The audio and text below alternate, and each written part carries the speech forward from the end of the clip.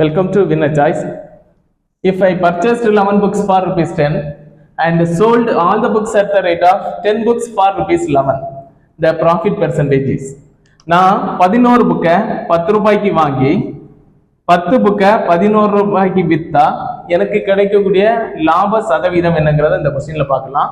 இல்ல பாத்தீங்கன்னா number of quantity பாருங்க, 11 புக்கு 10 புக்கு அப்படிங்கிற இருக்கிறத நம்ம வந்து ஈக்குவலா மாத்திக்கலாம். ஸோ கீழே இருக்கக்கூடிய நம்பரை மேலே கொண்டு மல்டிப்ளை பண்றோம், அமௌண்ட்லயே மல்டிப்ளை பண்ணிக்கலாம். மேலே இருக்க நம்பரை கீழே கொண்டு மல்டிப்ளை பண்ணிக்கிறோம், இன்டு 11. ஸோ 110 புக்கை 100 ரூபாய்க்கு வாங்கி அதே 110 புக்கை 121 ரூபாய்க்கு நான் விற்கிறதாட்டு இந்த கொஸ்டின்ல வந்திருக்கு.